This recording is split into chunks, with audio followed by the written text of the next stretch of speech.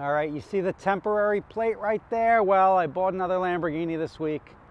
This is a Lamborghini Urus, and it's actually could be the same color as the Gallardo I just bought. However, you'll remember that I'm not a fan of the Urus, right? I don't like them. I've never liked them. I think Uruses and these other big dollar SUVs don't do anything better than a Range Rover. All they do is scream, look at me. And it's one of those things that people buy them not because of what they're capable of, but they buy them so that other people can see how wealthy they are, like the Rolls-Royce Cullinan. Zero reason for these things to exist. I don't think Lamborghini should have made an SUV. I think they should have stuck to sports cars and tractors. But Ferrari said they would never make an SUV. Guess what? Now they're making an SUV because companies follow the money. And when you could take a premium brand and put their logo on something that's otherwise just an Audi RSQ8 or whatever, it's just attractive. Now, I also don't like the type of, the people that drive this also think it's like a race car when it's not. It's still a 6,000 pound SUV. However, there is a market for them. I thought this was going to be a fad, right? I thought the Urus craze was going to be a fad, and I was right up until COVID. Because the Uruses came out and they were instantly very difficult to sell. Nobody really wanted to buy them. COVID comes along, all this free government money starts landing on people's laps that they're like, oh, it was really easy to get. This is why you can't give people money. Because then all the Uruses, all these sports cars, the entire market shot through the roof because everybody's got all this money that they didn't have to do anything for. Now it's time to pay it back. And you see a bunch of Uruses for sale, and the market is correcting quite quickly. The Urus market is super soft in that there's probably 150 of them available for sale at any given point in time. And you still see dealers holding the prices high because they bought the inventory high. They're like, we can get this. You still have to look at an Urus in comparison to its sticker price, right? Because the sticker price can vary anywhere from, say, 230 grand right up to just, say, 310 if you go ham and option it out to the moon. This one I bought, and here's how I bought it. Because I was at the Lamborghini dealership having a coffee, because they make excellent free espresso. And I'm walking, and I'm like, you know what? I got a customer that takes a car every summer, but they wanted an Urus. So let me go see if I can go score them an Urus, because my Urus order for the Urus S doesn't come until like October. So they had a red Lamborghini Urus at the dealership. I was like, oh, let me send this a picture to them. They said, great, we'll take it. I was like, all right, I'll take this car. But I didn't want to make the same mistake that I made with the Mclaren MP412C when a dealer called me, said, do you want it? And I thought I was getting a great deal. Fast forward, I didn't do my homework, and I was paying $50,000 over what that car was worth at that point in time. Egg on my face, but I always learn before I sign for something, I make sure I'm getting a reasonable deal on it. Now, there's times I'll get a deal or I'll pay up on something, but there's an ancillary benefit, right? Like the dealership is getting me other vehicles that are more in demand, they're moving my order up, stuff like that. This wasn't the case here. So when I saw the car at the dealership, it was a 2020 with 4,000 miles on it, and it was only $10,000 cheaper than I could get a 2022 with 2,000 miles on it. I started the process of trying to buy this car, and this is a nice car. Now the problem and the scary part about it is you have to go off of what the MSRP is, so where you are in relation to MSRP. The 2020 at the dealership was a 270 MSRP. I was going to get it for 250, so that's 20 under. There's still people trying to get 30 over for these things. They're going to be sitting on them for a while, and supply and demand is really going to kick in.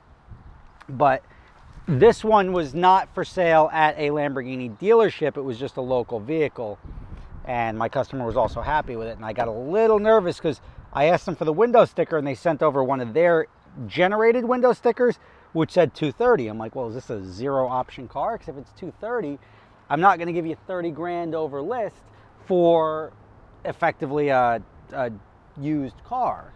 And that's why when I saw the car, I'm like, all right, I know for sure these are options. Like the two-tone seats are options. This steering wheel, this is suede, that's an option. So I'm like, all right, it's a pretty well optioned car, and it only has 2,000 miles on it. So the fact that this was 2 years newer, and on top of being 2 years newer, it was also, let's check this out. I mean, it's a slick looking car. It's also got half the miles of the other one for the extra $10,000, it was worth buying this. I mean, I get that people like this because it's sexy. I just don't think it's, I don't see the value there, right? I would take that car all day long. And the reason these exist is because they sell so many Lamborghinis now that they can say, like, I drive that as my sports car and I got this for everyday use. I totally get it. Even the sunroof up here, that is also an option. But it's a sexy car. I'm not going to say it's not. It's just an unnecessary car, right? I don't need an SUV that could do 190 miles an hour. There's no reason to be hurtling down the highway in a SUV that weighs that much, when you can just, if you want to get your kicks off, you go get a sports car. I don't need the one-size-fits-all vehicle, because it's not even a one-size-fits-all. This isn't the only vehicle somebody would get. People generally buy these, and that's why, I guess, what makes them good rental cars, to show off, because it shows you have a lot of money, and pop culture has accepted that as a fact. So these are very popular. I thought this was going to be a fad. I was right initially. I thought these would only rent for like $995 a day, and I see it's going to lose a lot of value, which it did initially when the free government money came out. Guess what? Everybody's buying them. Now they're softening up, but I still need them because the market actually works where people are paying $2,000 a day for these things. Should they be? No. I would rather, if I'm spending $2,000 a day, I'm taking a Huracan Spider or a 488 Spider or something fun. I'm not taking an SUV. An SUV is meant to move multiple people, not for fun. The reason I got this one over the other one, even though this was more expensive, it'll be easier to sell, because when I looked up the value of the other one, even at less money, being 2 years older than this and having 2,000 more miles on it, it was going to be a tougher sell. To sell a 2020 with 6,000 miles on it will be a lot more difficult to get near what I paid for it, especially when there's only a $10,000 delta, than buying a 2022 with 2,000 miles on it. So I'll be selling that with maybe 4,000 miles on it. Big difference. My concern was the sticker price. Obviously, it's a pretty well optioned car. So, I mean, I can find out what the sticker price is, but as far as I know, I would guess this is very similar in the 270s at least. Another good way to see wear and tear on a vehicle, if you're concerned about the mileage, because I was concerned because so many Uruses are rollbacks, partly because people get into them and they rent them, whatever they do. I was so concerned that the Urus is a rollback that the dealership agreed to let me bring it over to Lamborghini. I paid the $300 for the Lamborghini dealership to scan this one, and they verified that the transmission computer lines up and everything. So there's no evidence that this is a rollback at all.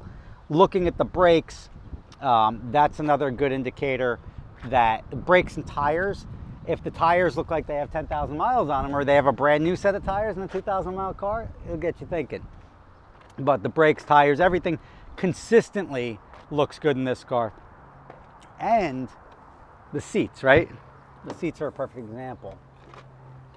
These seats, these are wear surfaces, right? Even like these, all wear surfaces that if it had mileage on it and it was a rollback, especially with white, this is why white's not generally a good rental color, you would see a lot more use. It doesn't have that. The only thing, and I'm going to show you, the only thing that was sort of concerning to me, and that's why I even threw up a flag, was the steering wheel, because it's a suede steering wheel, which, as I said, is an option. But if you look on the wheel, it's got these, like these two thumb, and this is where your thumbs go, right? So it's got those two thumb marks, and I sent it over to the dealer. And I'm like, hey, is this normal? And he's like, yeah, that's why I recommend people don't get suede steering wheels. This happens almost instantly. So that is not a sign of wear. But I don't even think the key is in this, is it? No. But there you go. It's at 2,888 miles. So it is a relatively new car. It's sexy. I think it looks cool. It's never going to be for me. You're never going to catch me owning one of these. I promise you. There's no amount of money I can possibly have that would make me want to buy one of these, because it's a waste. There's so many other things to do than drive around cars that show other people you have money, right? If it doesn't do something better that it's fun, I'm a fun guy. I'm not a show-off guy. I'm a guy who likes to have fun. So this is not me, but I am in the business of renting vehicles. So I've got this one, and I've got an Urus S coming in.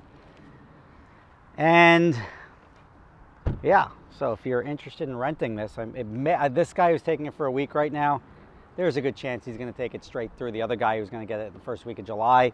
If not, if you want to rent this, give us a call, Gotham Dream Cars, 212-957-4400. Otherwise, I would recommend for your summer fun right here, this is where it's at, the Lamborghini Huracan Spider, or whatever else we have in there. Thank you for watching. Rob Freddy, that is how I ended up with a Lamborghini Urus, another one at least. And that's why I bought this one versus the other one. And again, like I told when I was at the dealership, I'm like, oh, totally buy that. My customer likes it. And I did my homework and I saved myself probably losing $30,000 or $40,000 that they shouldn't have lost because I did my homework. And that's what landed me this, and that's why I bought it. So wish me luck. Let me know your thoughts. Do you disagree with me? Do you think Uruses are the best vehicles ever? I don't know why people like them so much, but they do. And my business is to finally admit that I was wrong and make it a rental vehicle so people can go out and show off and show how cool they are driving around their Lamborghini SUV. Thanks for watching. See you next time. Quick shout out to my own company, Adventure Drive. So we do these driving events all over the world. 2023 is no exception. We've got 3 trips coming up. One from Washington, D.C. to Nashville. This is from April 26th to the 30th. Then in July, we're doing a trip to Italy, which is going to be phenomenal. It's all northern Italy, starting and ending in Rome. You're going to love that one. And if you can't make it overseas or to the East Coast trip, you've got plenty of runway for the September 20th to 25th drive, starting in Napa Valley and ending in Las Vegas. That's going to be a great trip as well. Check them out. I put a link right below in the description of every video. Hope to see you out there.